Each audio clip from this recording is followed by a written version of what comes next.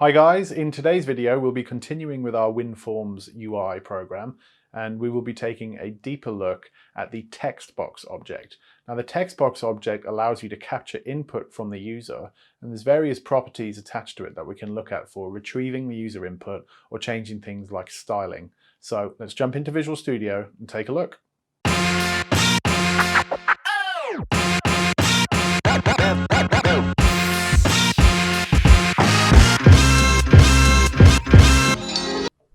So we'll be continuing on with the project that we were working on yesterday, where we looked at doing some interesting stuff with buttons, except today we'll be looking at text boxes. So we'll drag our text box into our design window. We'll make it a bit wider. Maybe we'll put it up here and stretch it out a bit.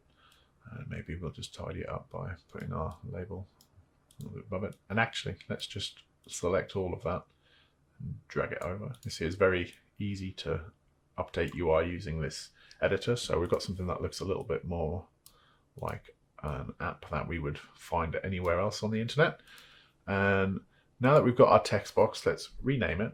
So we'll go in here, we'll get name, and we'll call it TXT. So that's the prefix that I always use for text boxes, so I know that it's a text box, and we'll call it user input. We'll hit return. So now we can go into our code behind and we can start looking at updating or reading the value from this text box. So one thing we might want to do is when the user clicks the button, we might actually want to set the value from the text box in here to the value of the text in the label up here. So the way we could do that is we could go into our button1.click method and we could say lbl welcome message.text equals txt user input.text.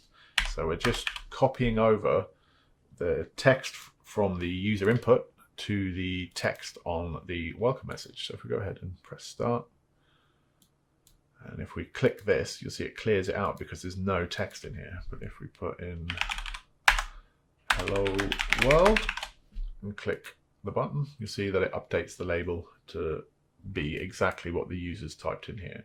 So that's an example of you using some user input to update parts of the user interface in your app, and you're doing that via this button that we made yesterday.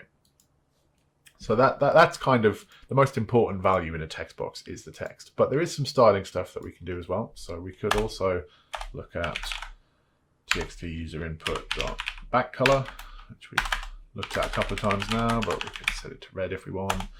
And we could look at the inputs for color, which is essentially the font color, and we could set that to white. And we can go ahead and start.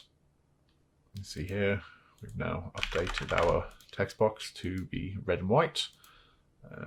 Other properties that we've previously looked at also work. So we could look at txt user input dot visible equals false. And if we run our program,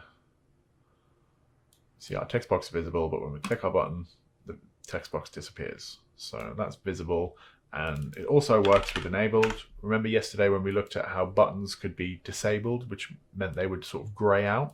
Maybe we put some text in here and click on the button, and you'll see how the text has kind of gone that sort of gray color. I can't click in the box anymore because that text box is now disabled and we're not able to use it. So that's just an example of some of the properties available on your text boxes and how you can use those to maybe update labels. I think what we could do actually is look at some conditional logic. So we might want to say if txt user input equals, I don't know, we'll just put James, then maybe only then do we want to update our label to have that in. Oh, sorry. And you'll see here, actually, I've missed the text. So I'm asking if the input is equal to James, but actually input is a text box. It's not a string, so I can't compare it to a string. So what we can put on here is text. And if we go back into our program, and we could type anything we want in here, and nothing will update up there. But if we type in my name, and we click send, you'll see that it then updates. So that's this way you can use your conditional logic to check the text value and then have that update your user interface. So text boxes are really important for capturing user input. You'll probably realize that back when we were doing the console applications, it was really easy to capture user input because the console application is so simple. We don't need to look at creating text inputs for users to use and think about how we might want to hide or enable them. Once you're in the world of sort of Windows Forms programs, you kind of have to control everything yourself. And that's just an example of how you could do that with a text box. Hi, I hope you found that video useful. If you have any comments or feedback, then please leave me a comment below. I'm currently doing new videos every single day, so if you'd like to be notified about those, then hit that subscribe button, and I will see you in the next one.